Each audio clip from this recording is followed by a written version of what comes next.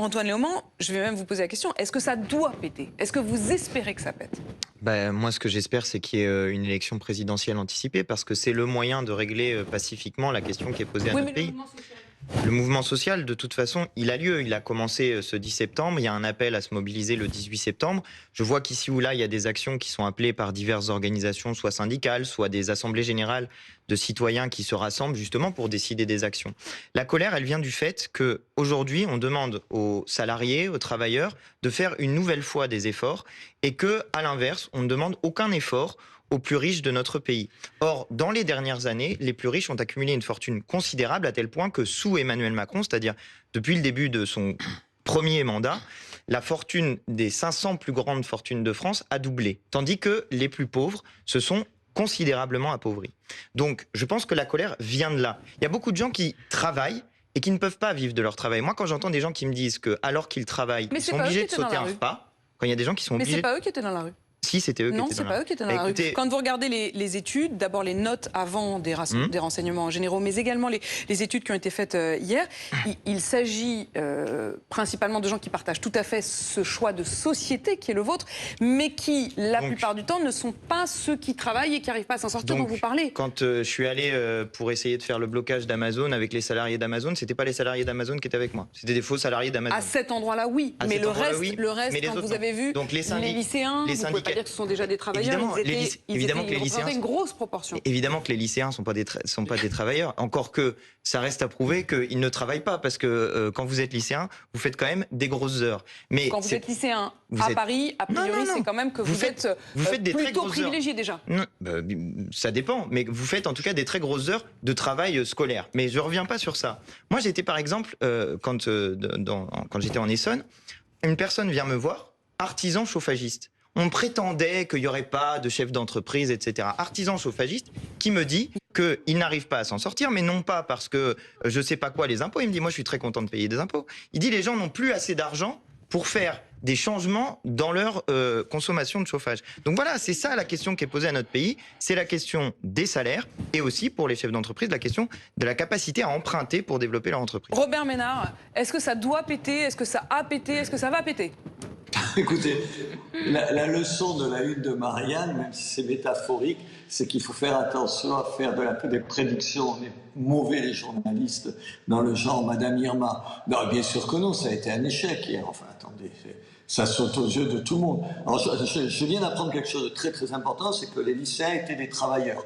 Peut-être travailler en mer, mais c'est pas parce que vous êtes en cours et que vous faites des heures que vous êtes un travailleur. En tout cas, on n'a pas les mêmes conceptions des mots.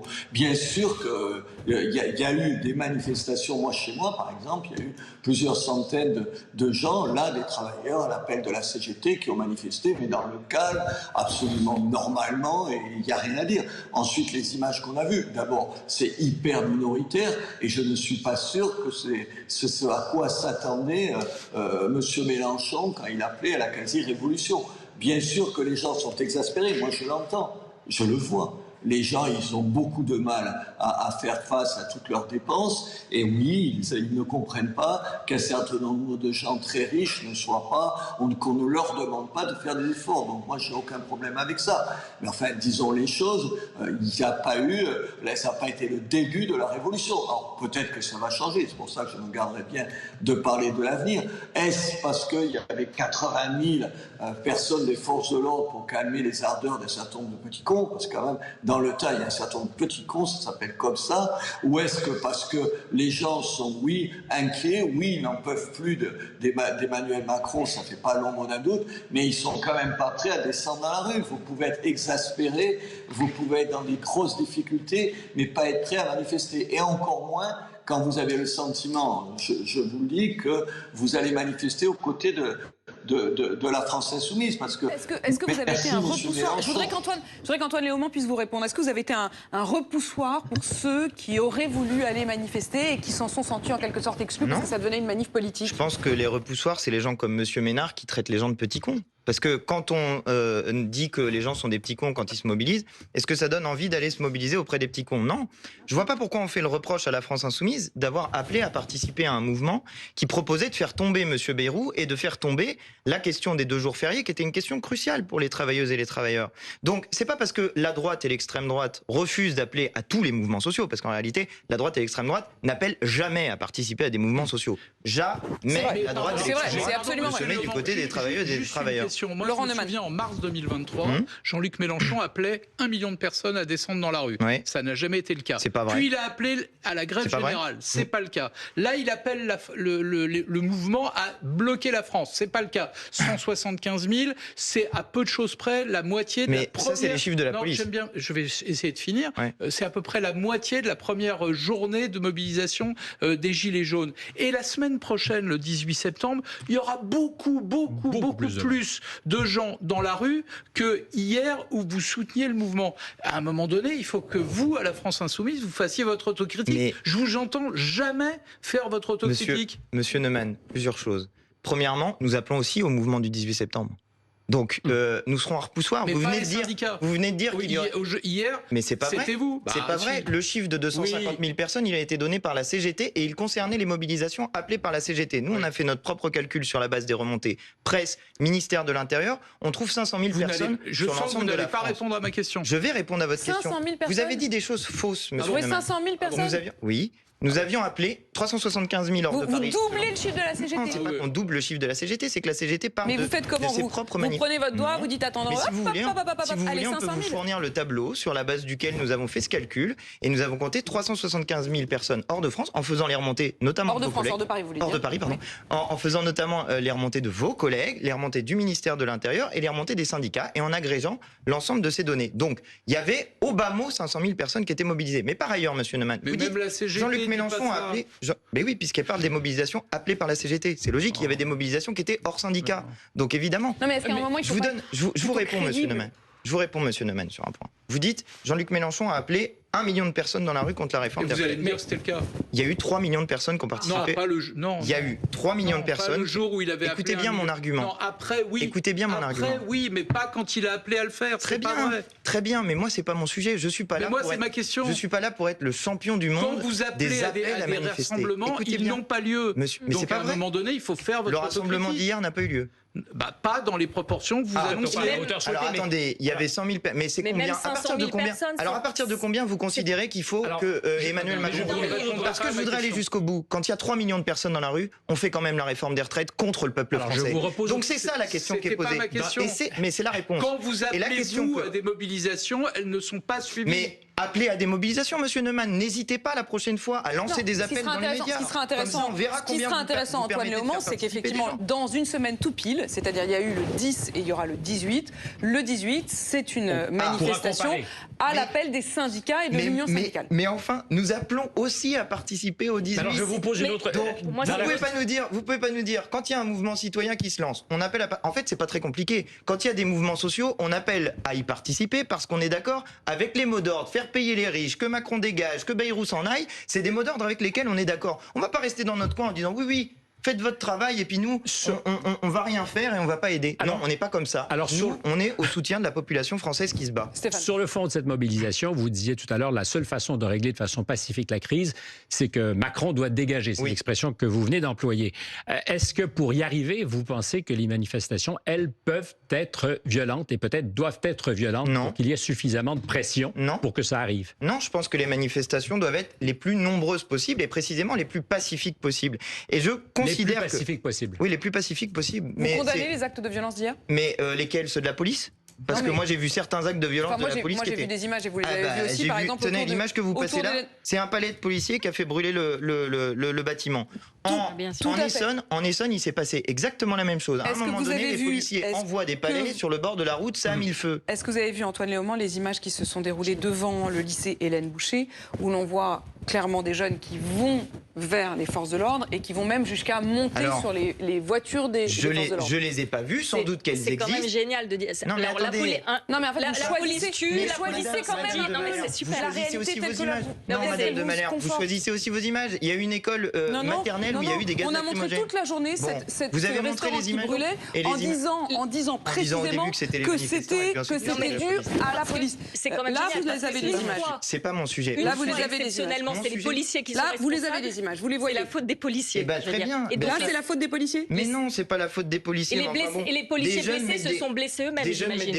Regardez, des fois, voilà. ça arrive. Ça vous paraît. Vous les voyez les images. Des jeunes déposent des poubelles au milieu de la rue pour essayer de bloquer la circulation. Dépose. Oui, dépose. Écoutez, quand vous poussez des poubelles, ça tombe. Je vais pas aller. Est-ce qu'il y a des violences qui sont commises? Attendez, il y a des violences qui sont commises contre des personnes? Ah, contre la voiture, c'est pas. Mais c'est pas grave. Est-ce que je vais vous dire que c'est malin de sauter sur une voiture de police? Madame, je suis député de la République française. Je vous demande simplement les de commenter. C'est nous qui les payons. Bah oui. D'accord. Donc, on va pas vous dire que c'est malin de sauter sur une voiture de police. C'est pas ça le sujet. Mais au motif que certaines personnes font ça, on invisibilise des violences policières. Non, mais je dis simplement qu'on a également. Moi, j'ai vu circuler. Qu'est-ce que vous pensez de ces propos? Mais vous ne pouvez pas sélectionner. Vous devez parler de tout. Rentre dedans, dépêche-toi. Rentre, je m'en bats les couilles, tu rentres. Qui a dit ça? Donc c'est un policier, j'en déduis. C'est un policier. Que dit l'article 434-14 du Code de déontologie? Qu'on doit s'adresser à la population avec respect et considération, de manière à attirer en retour respect et considération. Non, mais quand je vois que la police... pour vous, il n'y a de violence que policière. Mais non, il n'y a pas de violence que policière, madame. Il n'y a de violence que policière. Aujourd'hui, il y a un ministre aujourd'hui, il y a un ministre de l'Intérieur illégitime qui a été battu à l'Assemblée nationale par près de 2/3 des députés. Ce ministre de l'Intérieur donne des ordres de répression d'un mouvement social qui a pour objectif de faire payer les risques. Moi, par exemple, ce que vous voulez pas admettre, je vous donne un exemple. Il y a une colère sociale, mais on est d'accord avec ça. Mais elle ne se traduit pas forcément par des manifestations comme vous auriez souhaité, c'est-à-dire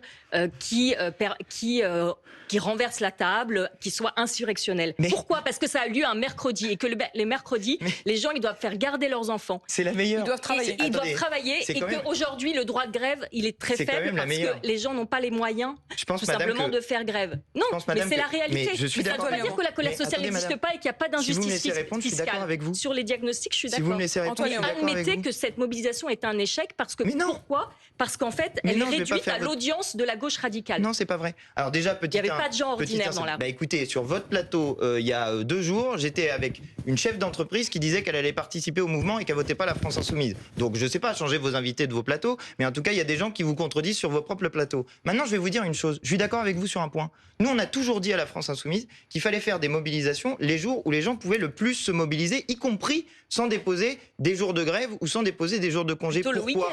Parce que notre objectif, c'est qu'il y ait un maximum de personnes qui soient mobilisées. Nous l'avons toujours dit à la France Insoumise, et vous regarderez, toutes les mobilisations auxquelles nous avons appelé, nous, c'était des mobilisations le samedi ou le dimanche. Et je pense que c'est très efficace de se mobiliser comme ça.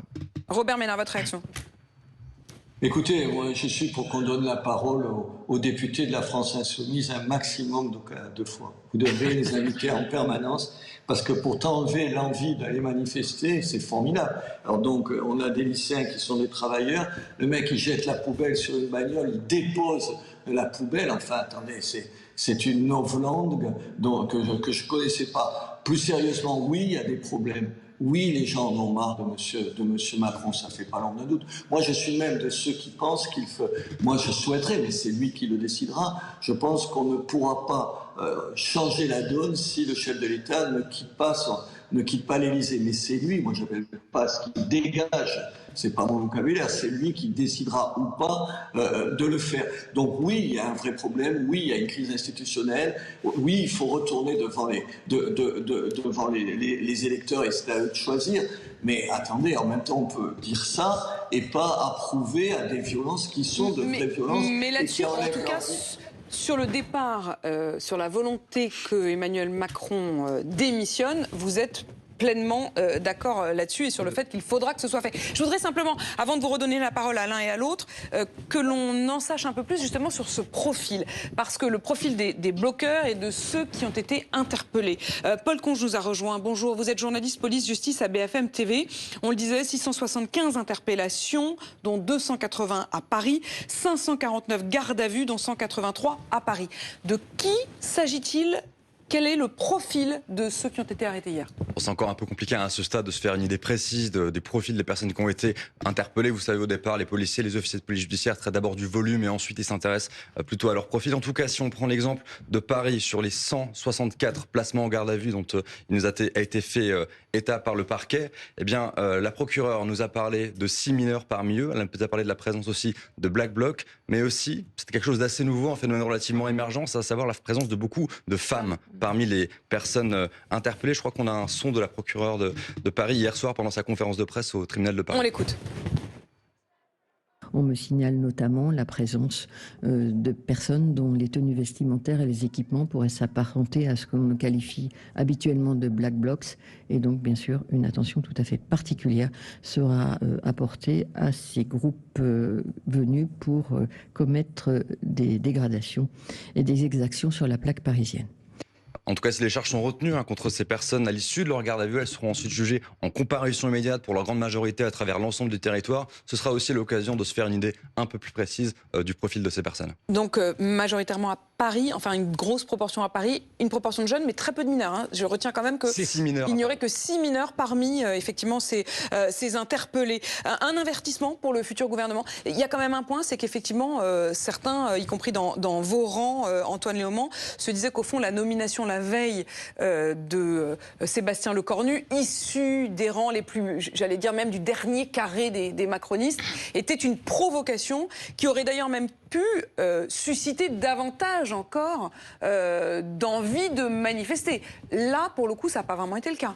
J'ai bien compris que votre objectif était de dire que c'était raté. Non, je ne dis pas que c'était raté. Je dis simplement que ça n'a pas été un mouvement massif. D'ailleurs, il y a quand même une autre chose, et là aussi, c'est important de le dire. Dans les appels qui ont été faits par vous ou par Jean-Luc Mélenchon, il y avait aussi l'idée de rejoindre le mouvement du 18. C'est-à-dire que ce soit un mouvement qui dure. Ce matin, il n'y a plus aucune action du tout. Non, mais on a dit que c'était un acte 2, que c'était une deuxième étape. Donc, un acte 2 et puis... Et on entend effectivement vous êtes en train de tout casser vous-même sur le plateau. Cette manifestation sur les images que l'on voit. Donc, je ne sais plus ce que j'allais vous dire du coup. J'allais vous dire qu'il faut s'intéresser aux mots d'ordre qui sont donnés dans ces manifestations parce que l'idée générale de faire peur avec ces mobilisations, de dire que c'est des casseurs, etc., c'est d'invisibiliser les mots d'ordre. Que demandent les gens ? La démission d'Emmanuel Macron, je l'ai vu sur beaucoup de pancartes, et un meilleur partage de la richesse dans notre pays. Mais par ailleurs, il y a un point qui est un point fondamental. Est-ce que Bayrou serait parti s'il n'y avait pas le mouvement du 10 septembre ? La réponse est non. Monsieur Bayrou serait encore aujourd'hui Premier ministre, il n'aurait pas déposé de vote de confiance. Donc victoire de ce mouvement, on a fait tomber Bayrou. Et du côté de vous, Robert Ménard, est-ce que vous estimez qu'il y a une forme de provocation à avoir pris le dernier des fidèles ? Et est-ce que c'est un avertissement quand même, ce qui s'est passé hier, dont doit tenir compte le nouveau Premier ministre ? Oui, je pense que c'est un échec sous cette forme-là. Mais que cet échec-là, il ne faut pas dire que les gens n'en ont pas marre et que, au fond, c'est pas si grave que ça, le malaise. Oui, il y a un vrai malaise. Oui, il y a des problèmes d'argent, mais il n'y a pas que des problèmes d'argent. Il y a des problèmes d'insécurité, il y a des problèmes d'autorité à l'école, il y a des problèmes d'immigration qu'il faudra bien prendre à bras-le-corps. Est-ce que la réponse de M. Lecornu, la nomination de M. Lecornu, c'est une réponse ? Moi, je suis un peu étonné. Je vous dis, je ne le connais pas, donc je n'ai rien contre lui, puisqu'on m'en dit que c'est manifestement un garçon tout à fait convenable, tout en rondeur, et prêt à écouter les uns et les autres. Le problème, c'est que quand il y a plus de 80% des Français qui ne veulent plus entendre parler du chef de l'État et que le chef de l'État choisit celui qui est le plus proche de lui, oui, ça peut ressembler à une provocation. Je ne le souhaite pas pour M. Lecornu, je souhaite qu'il réussisse. Honnêtement, je ne vois pas comment, aujourd'hui, son profil et la majorité qu'il y a en ce moment à l'Assemblée nationale, ça puisse se traduire par une solution au problème des Français. Je crois qu'il faudra retourner aux urnes et je crois que ça peut être qu'au niveau du chef de l'État parce que dans la 5e République, c'est la clé des institutions et qu'on n'échappera pas à ça. Robert Ménard, F. Cheftel a une question pour vous. Si on est d'accord sur les diagnostics, voilà, sur le constat de cette colère sociale, la suppression des 2 jours fériés, le partage inégal de la richesse, comme vous l'avez dit en France, quelle est la solution que vous proposez, vous, puisque vous refusez de participer à un gouvernement, quel qu'il soit, vous ne voulez pas vous salir les mains, et je poserais la même question si j'avais un député RN en face de moi. Les Français, ils attendent aussi des réponses. Parce et des que solutions. La liaison avec Robert Ménard ne va pas forcément durer. Je voudrais que Robert Ménard puisse d'abord répondre à votre question avant Antoine Léaumont. Ah mais écoutez, pardon, moi je ne participe pas à un gouvernement parce qu'il ne vous a pas échappé, madame, que je suis maire d'une ville, je suis à la mairie, là, et mon boulot c'est de résoudre les problèmes de Béziers. Mais sur le reste, oui, je vous le dis, moi je n'ai pas de solution, donc je ne fais pas le malin, madame. Je ne vous dis pas que j'ai la clé, comme ça. Je vois le malaise des gens, je vois le malheur des gens. Je vois les difficultés des gens, je vois aussi l'exaspération des gens quand ils voient que les manifestations se font sous le drapeau palestinien. Qu'est-ce que vient foutre le drapeau palestinien dans ces questions-là? Donc je vois tout ça. Est-ce que je connais la solution? Non. Je ne sais pas. Je sais juste qu'on se retrouve dans une situation où il y a un chef de l'État qui n'est plus supporté par personne, où on avait un Premier ministre au moins aussi impopulaire, et quand tu es à ce point impopulaire, tu peux dire même des choses intelligentes, même des choses justes. Et François Bayrou a dit des choses intelligentes et justes sur la crise que connaît ce pays. Ils sont inaudibles. Comment on fait pour sortir de là? Ni vous ni moi n'avons la solution. La solution, elle est entre les mains du chef de l'État. Est-ce qu'Emmanuel Macron est prêt à passer au-delà de sa propre personne et de dire, au fond, peut-être que si j'étais plus là, ça débloquerait les situations et on pourrait faire avancer la France? Je n'en sais rien. Merci Robert Ménard. Antoine Léaumont, il y a une solution? Oui, bien sûr. C'est effectivement le départ du président de la République, et vu qu'il n'a pas l'air décidé à partir, nous avons déposé à l'Assemblée nationale une motion de destitution avec la France Insoumise en vertu de l'article 68 de la Constitution, qui est signée aujourd'hui par plus d'une centaine de députés, y compris des écologistes et des députés communistes et ultramarins. Donc moi je dis, et y compris aux électeurs de nos adversaires politiques, qu'il faut bien qu'ils regardent ce que font leurs députés à l'Assemblée nationale. Motion de destitution qui sera à nouveau un échec. Mais vous êtes formidables. Bah non, mais... Et donc, il faut les 2 cinquièmes, vous le savez vous-même. Mais précisément, combien non, c'est pas les 2 cinquièmes, c'est les 3 cinquièmes.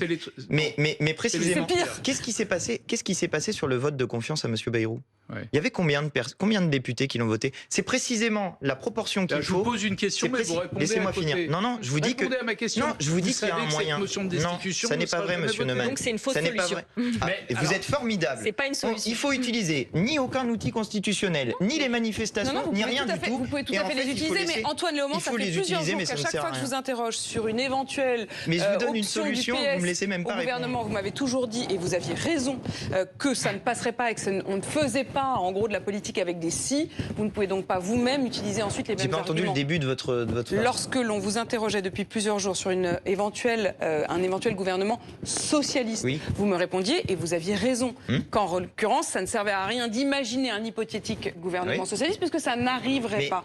Eh bien, vous le savez, la destitution, avec les 3 cinquièmes des sénateurs, des députés, peut-être, mais des sénateurs, vous ne les aurez pas. Si vous me laissez répondre, je vous donne la trajectoire pour que ça fonctionne. Nous déposons la motion de destitution. Il y a un vote en commission des lois. La dernière fois, le PS et le Rassemblement national avaient voté contre. Mais la dernière fois, nous étions aussi signataires tout seuls. Il y a donc plus de gens qui sont aujourd'hui convaincus de la nécessité de la motion de destitution. Puis ça arrive dans l'Assemblée nationale. Sur qui est la pression pour voter cette motion de destitution? Sur le Parti socialiste et sur le Rassemblement national. Et les électeurs du Rassemblement national, à 92%, ils demandent en effet la démission d'Emmanuel Macron. C'est peut-être effectivement comme ça que vous pourriez l'obtenir. Moi, j'attends de voir que ça arrive devant l'Assemblée nationale et qu'il y ait des députés qui votent contre la destitution d'un homme dont tout le monde dit qu'il est le problème posé à notre pays. Robert Ménard.